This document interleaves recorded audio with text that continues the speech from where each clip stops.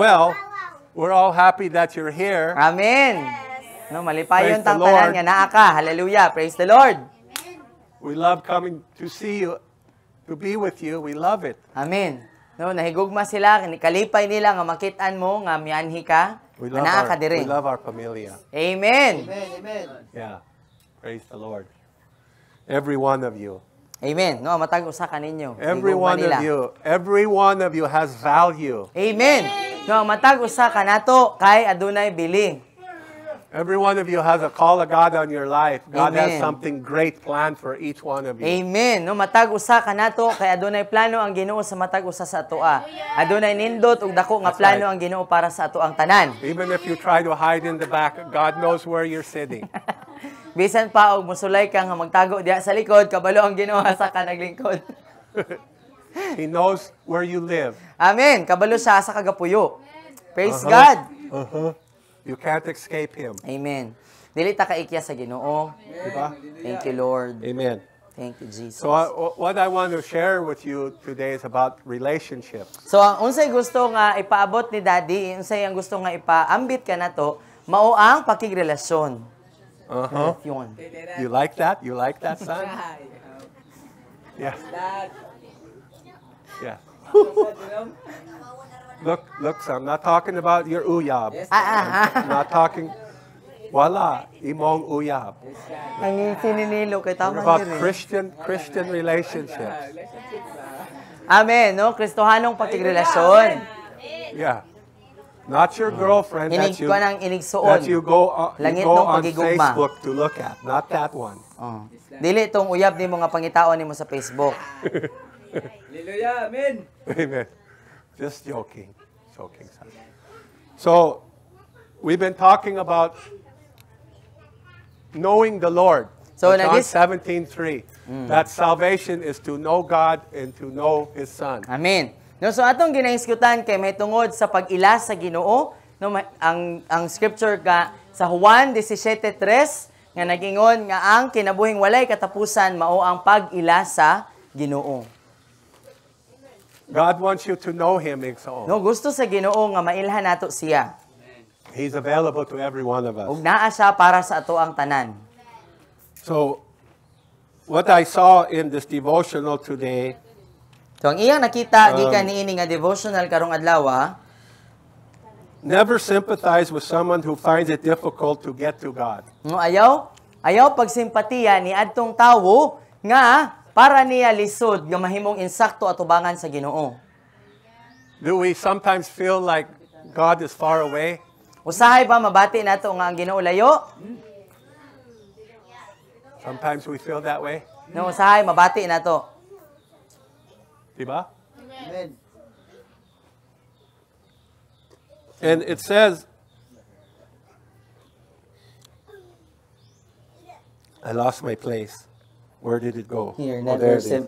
sympathize. It says, God is not to blame. So ang Ginoo dili mabasol. Right. Hallelujah, amen. God, you can have, each one of you can have the relationship you want with God. Amen. No, matag usa nato igsuon kay available sa atoa naa. You can have as much as God as you want. No, so pwede gyud kaayo, available kaayo ang pakigrelasyon sa Ginoo kutob sa kung asa tama ng atong gusto nga klase nga pakigrelasyon sa Ginoo. He's not holding himself back from us. Buot pasabot walay ginapugngan ang Ginoo nga gikan sa atoa sa kasuod sa pakigrelasyon sa iya. He said he'd never leave us or forsake us. Amen. Di ba nagingon ang Ginoo nga dili ta niya biyaan, dili pud ta niya pasagdaan? Hallelujah. Right? Amen. So he's just waiting for us So ang Ginoo nagulat lang di siya sa atoa to pursue him. nga ato ang tinguhaon siya.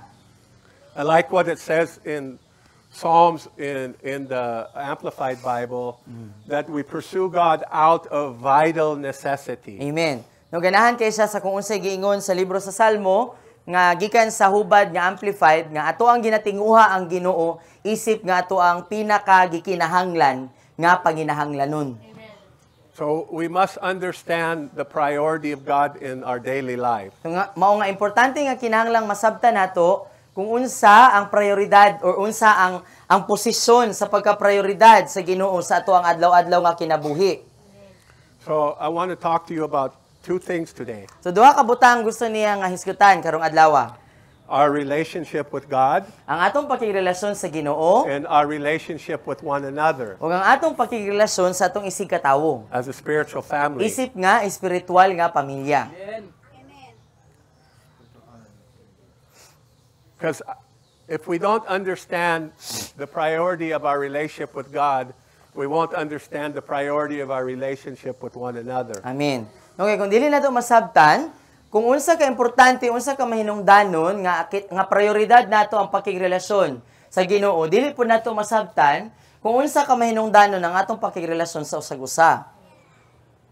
Are you understanding? Nasabtan nato?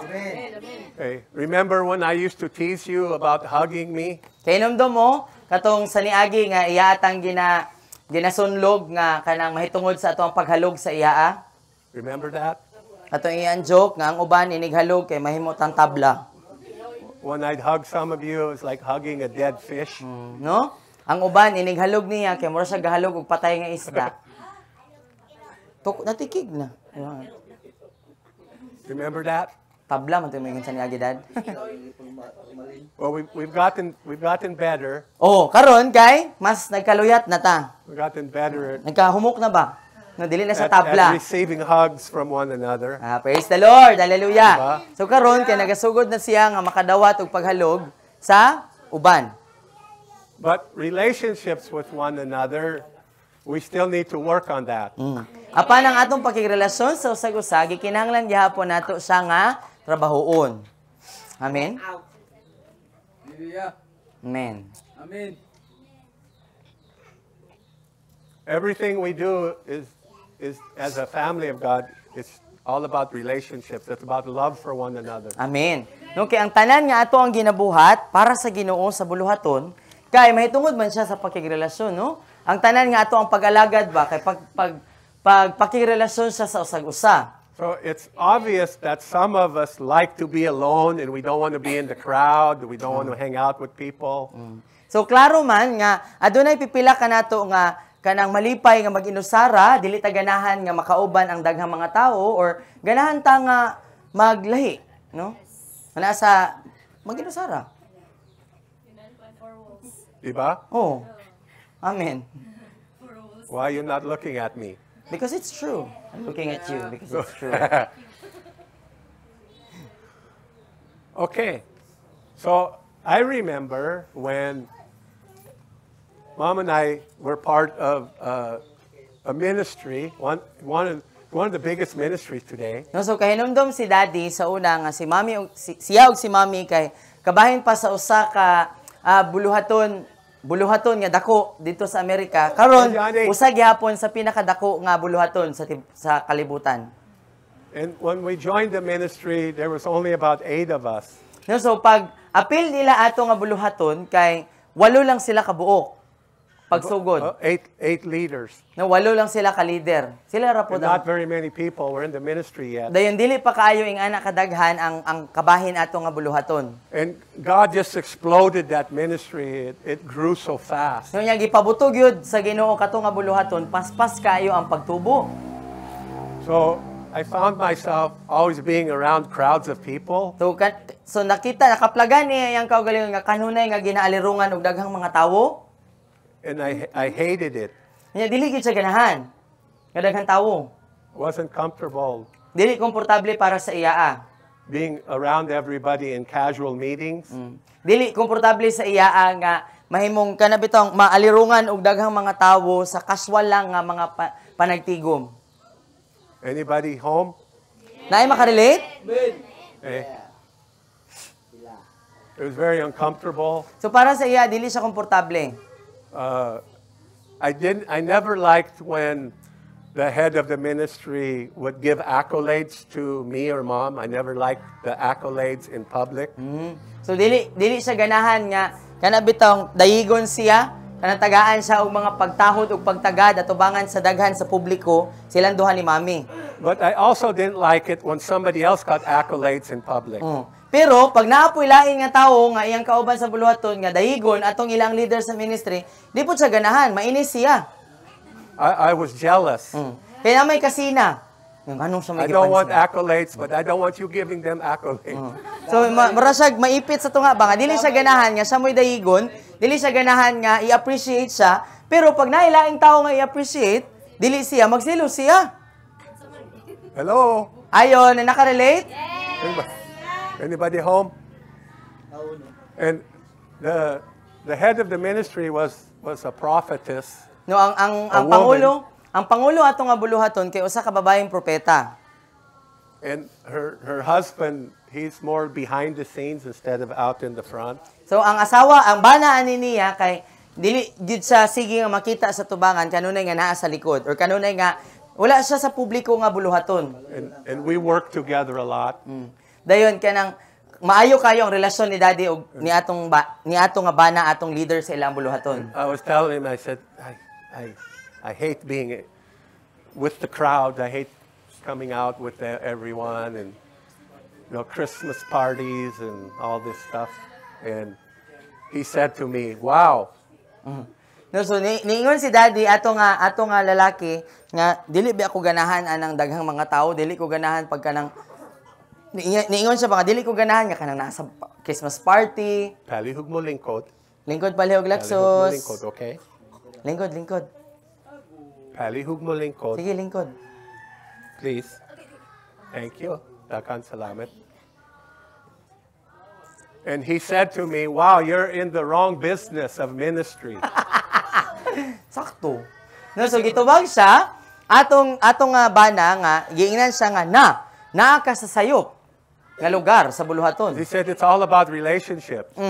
Kay ang buluhaton mahitungod gyud sa tanan sa pagpakigrelasyon. Are you there? Di ba? And Nga di so buluhaton para sa mga mananap, para gyud sa tawo. at that time in our lives, there was ministries available that provided inner healing and deliverance. So ato nga panahon kay adunay mga buluhaton or adunay mga ministry nga available nga nagbuhat og kanang inner healing ug deliverance. And every one of us needs to go through inner healing and deliverance. Kung kitang tanan nagkinahanglan all ta nga moagi og inner healing and deliverance. Kaayuhan sa And so, kinasuluran. We would meet with these people to do inner healing and deliverance sessions. So makigmeet si Daddy ani nga mga ministry nga mag-inner healing o mag-deliverance sila. And what came out was that I had this spirit of rejection. So unsa ang iyang nahibaw-an nga gikan nato nga mga inner healing and deliverance nga naa di siya espiritu sa pagkasinalikway. Spirit of rejection. No, espiritu sa pagsalikway or espiritu sa pagkasinalikway. The reason I didn't want to be around people because I knew sooner or later someone was going to reject me. So ang rason di ay ang luyo ani ngano nga dili siya ganahan nga alirungan sa daghang mga tao or dili siya ganahan nga makauban og daghang mga tao kay kabalo siya sa likod sa una-una mo ni yang una-una nga ay dili ko ganahan nga makigrelasyon og mga tao kay kabalo man pug ko nga i-reject na man pug ko ana nila inig badugay. Fear of rejection is in the church. So anaa ang kahadlok sa pagsalikway sa iglesia sa simbahan. No? Hello? Hello? Ayo. Anybody home? Kay kung magpakamatinod-anon gyud ta makarelate gyud ta. Mahadlok ko nga makirelasyon kay mahadlok ko nga basin mag-away mi di maguba na hinuon di na So, lang. I can't tell you how many times I've heard in our ministry someone say to me, "I don't fit in." So ikapila na I don't gyud. fit in. Ikapila na gyud nga nakadungog si Daddy nga daghan na kayo mga tao nga sa buluhaton, sulod sa buluhaton, naay mga moingon sa iya nga ay Sit down. dili man ko para dire. Ay dili ko belong dire. Dili lagi ako ma-feel nga pamilya ko dire. Dili ko para dire, dili ko fit dire, dili ko maigo dire. So any of you ever feel like you don't fit in? Nabati ba na ninyo nga kanang murag dili lagi ko para dire, murag dili lagi ko igo dire, dili ko mahaom dire. No? Di ba? Murag dili ko family dire. Hello? That is the biggest lie the enemy will tell you. Tinuod. You don't fit in. Mao na siya ang pinakadako nga bakak sa yawa. No nga gusto niya nga iingon sa imo nga dili ka para diri, dili ka bagay diri, dili ka haom diri. Dili ka ani para diri nga simbahan. So not comfortable because I didn't fit in. So dili siya komportable tungod kay pamati niya nga dili siya haom. Hello? Ayo. Yeah. Kana gyud mother.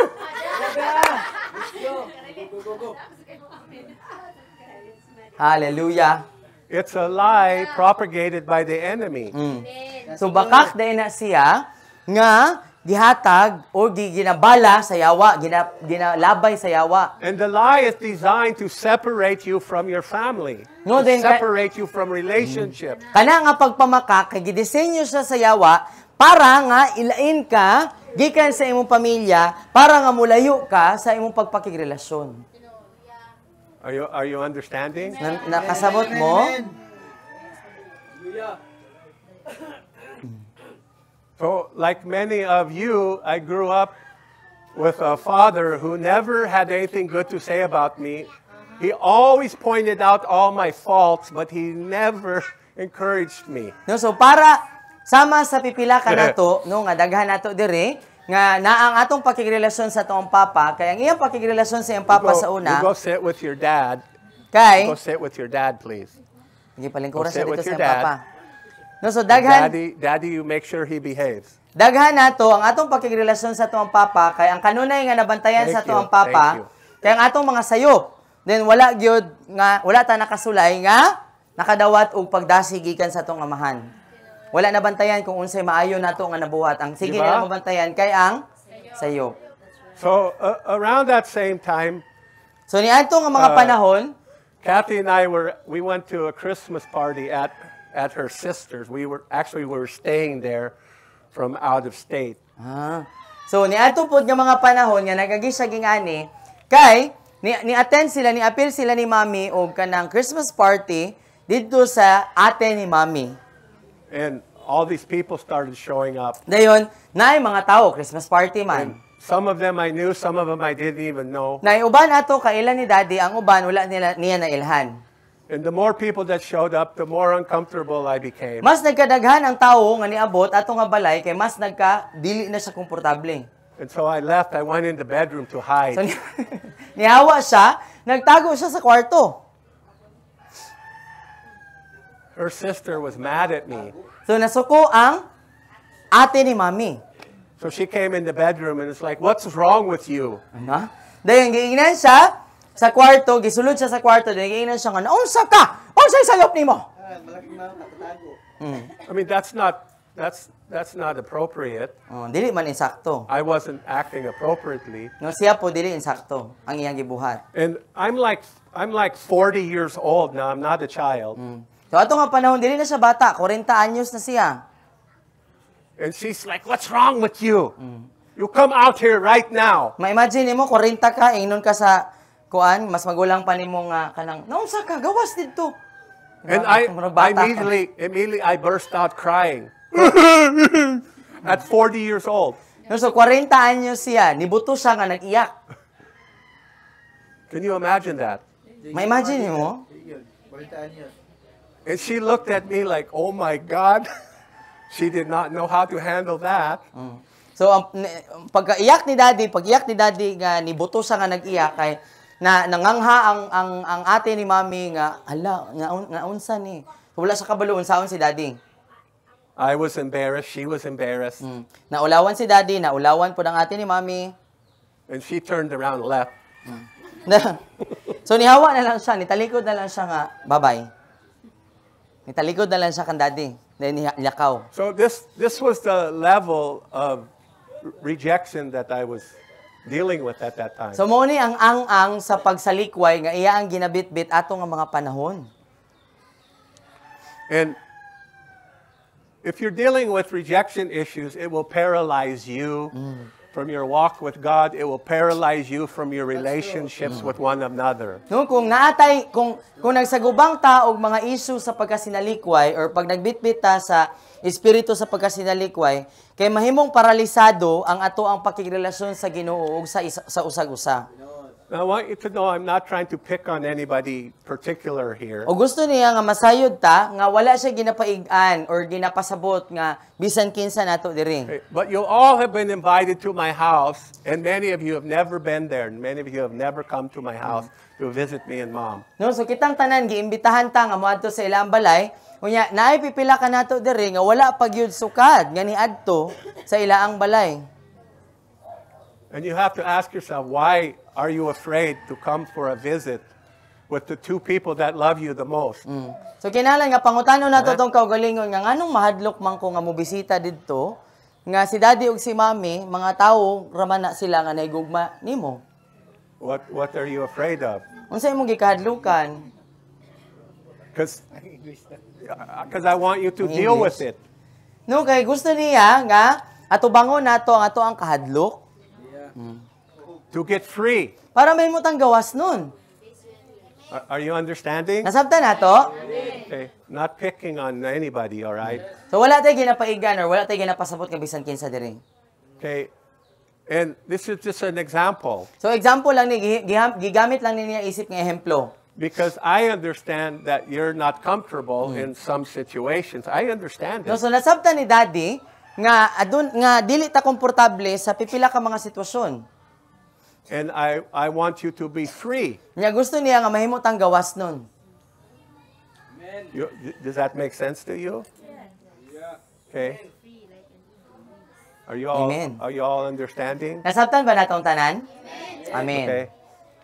So, if we have rejection issues, we need to be open to the Lord. We need to be open to each other and allow God to heal us. Amen.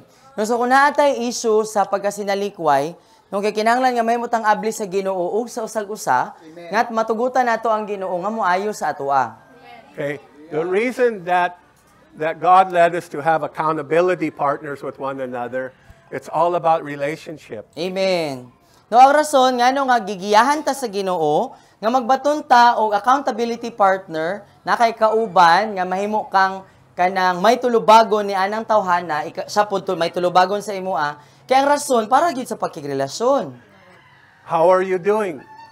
Do all of you have accountability partners? Kitang tanan ba diri na ay accountability partner? Naa na batay kanang kapareha nga may nga natay tulubagon sa iya ug siya pud sa imoa?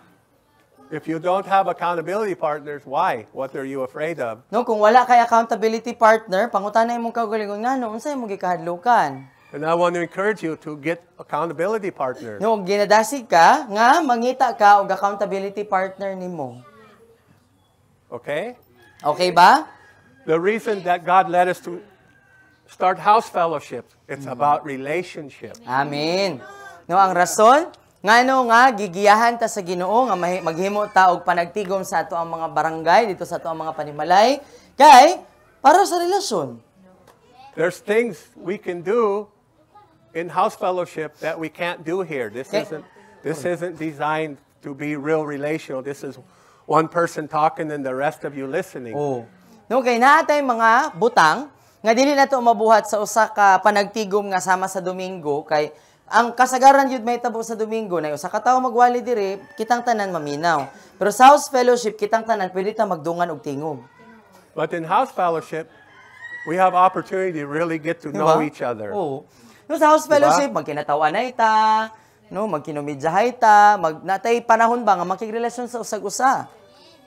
Magsinunlugay. Diba? Okay? Oh, ang timon wa nakatingog. So, I don't think I'm wrong if I say, if anyone here, you have a hard time with relationships with each other, I would guess you also have a hard time with relationship with God. Bitaw, tinuod bid na siya, no? So, tingali dili siya sayop sa pag-ingon ba sa ato ang kung naa bitaw tay kalisdanan nga makirelasyon sa usag-usa, tingali na pug kay problema nga makirelasyon sa Ginoo. So it's really important that we're willing to get out of our comfort zone No, so importante kaayo igsuon nga mahimutang masinugtanon nga mogawas ta sa kung unsay ato ang naandan ug unsay komportable nato. Okay? Diba? We have movie night. No mo nang naatay mga Some of you have never come to our house for movie night. Never. No, so mo bitaw na nga No, man. naatay gabi nga manglantaw ra tag salida, ang uban nato diri kay wala gyud mo ni adto sa wala mo nakaadto sa maglantaw tag salida sa gabi. Ngano man? You think I'm picking on you? No, I want to help you get set free. Oh. No, so dili ni siya para pagpangigo, apan para ba nga mahimutang gawas nun. I'm using it as an So example. ginagamit lang na niya isip nga ehemplo. Not that you have to come. We're not forcing anyone to do anything.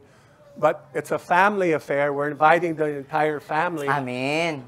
And we understand everyone can't always come, but we want you to know there's purpose in those family gatherings. We're having a meal together, we're watching a movie together, and we're learning something together. Amen.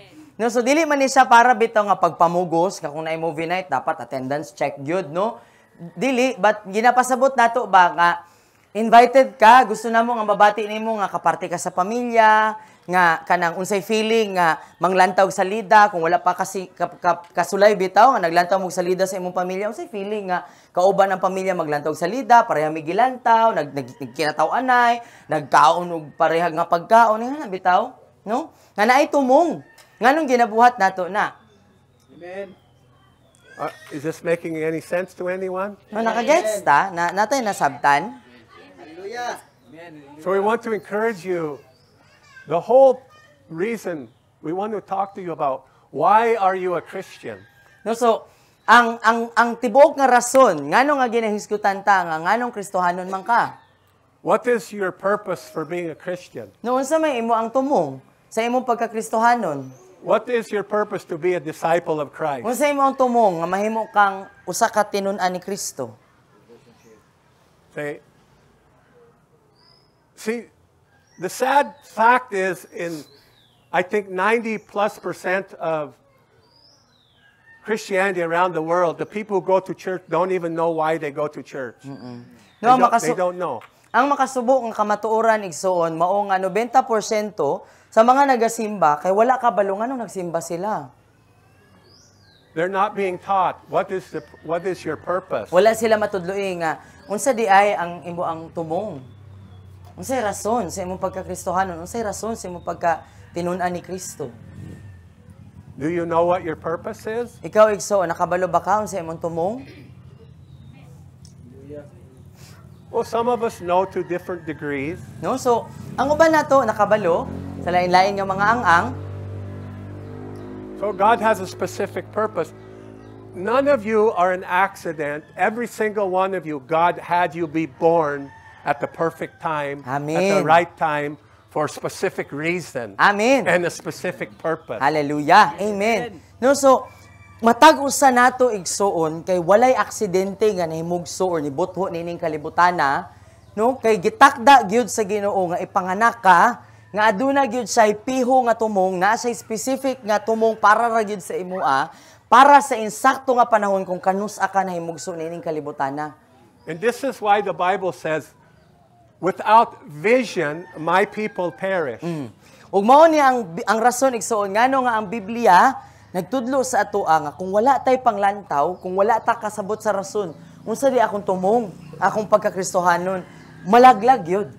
Naay kalaglagan. So one of the things that I'm attempting to do every Sunday is cast vision to you.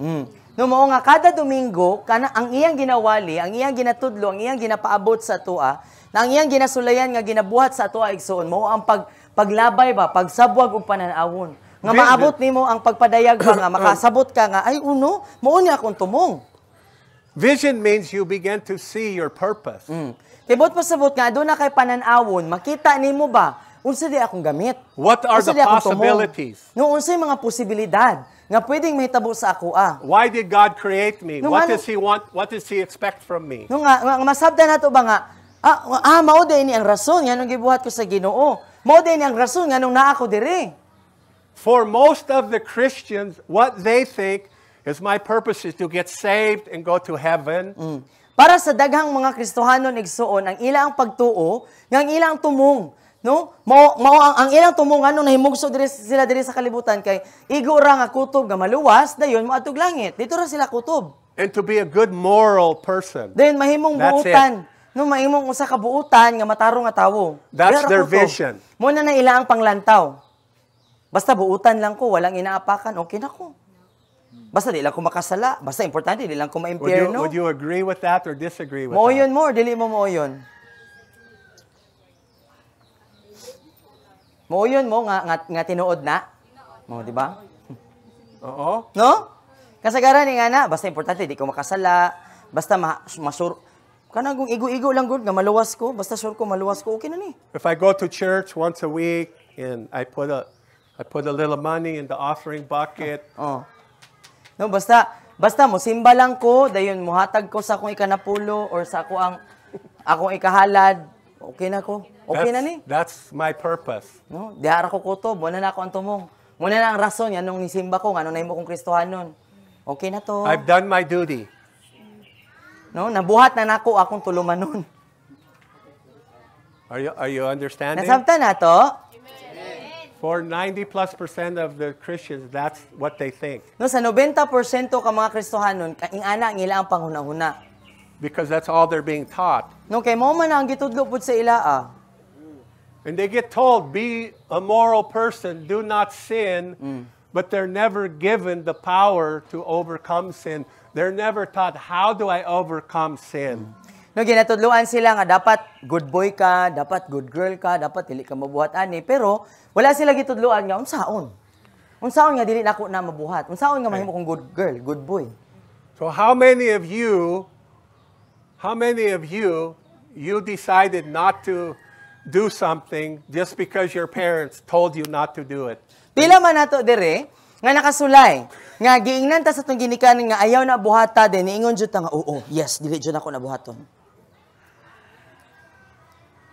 Nga nakadesisyon jud mo. When your parents told you not to do that, you obeyed them perfectly. Oh. Pila nato diri nga makaingon nga pag ingon sa to ang parents nga dili ni buhaton, makaingon gyud ta nga perfect jud ko nga ni obey. Wala gyud nako na Now, tuis. you all know, as soon as your parents left and you were home alone, what did you do? Gibuhat ang tanan bisan di man Okay, come on. Di ba? Di ba kabalot ha? Nga sa diha nga giingnan ta nga ayaw ni hilabti paglakaw ni mama or ni papa, tuwa na pinakaunang gibuhat ang tanan bisag dili kinahanglan. Come Di on. ba? Di ba tinuod? Giingnan ta ayaw sa pag-uyab-uyab, pero unsa gibuhat? Nag-uyab-uyab. Okay. You did exactly what they told you not to do, and you were standing in the window going, okay, they're gone. Let's Diba? go. Ayaw. Di ba? Di ba yung ana ta? No, giingnan ta nga ayaw ni hilabti ha? Then, napa dyan tayo look out sa bintana. Ay, kung nilakaw na sila. You look so Inadayon innocent. ka. Inadayon ko. No, napa tayo look out pa ka. Padulong na sila. Uy, padulong na sila! Ambak na sa bintana. Oh. Am I right? Tinood, Am I te? right? Wala, nalaglag ka, te. Cute.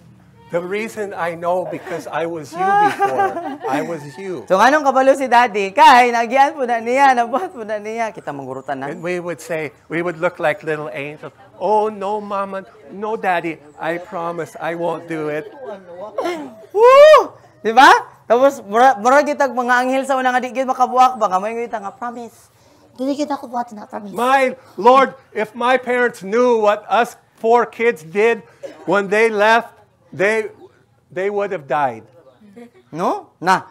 Siguro daw, kung nakabalo lang Oh yun ang my iyang ginikanan, kung unsay gibuhat nilang upat ng mga magigsoon, namatay na guro sila. Gipatay na The guro daw things sila we silang would do. ginikanan. No? Ang ilang napatay na guro sila mga ginikanan sa konsumisyon.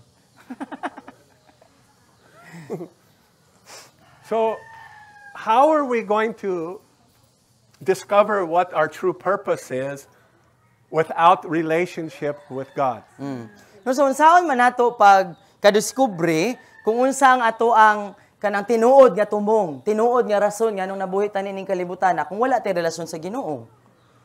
How are we going to overcome sin, the devil, the world, and temptation if we don't have an intimate relationship with God. Nung saan na to pagdaog sa kalibutan, sa tentasyon, sa yawa, sa tong kagulong kinaiyang makasasala, kung wala tay tinuod nga pagkigrelasyon sa Ginoo. See, for most of the Christian world, the relationship with God goes as far as, I want your blessings. I want everything your hand is to give me. No, so That's kadaghanan all I want. kadaghanan sa mga Kristohanon sa tibuok kalibutan, ang ilang relasyon kay kutob ra gyud nga ingani ang ilaa, Lord, ganahan ko nga panalanginan ko nimo. Gawas ana wala na ilain, diha ra ta kutob, Lord. Panalangin ni ko ha. Kana lang.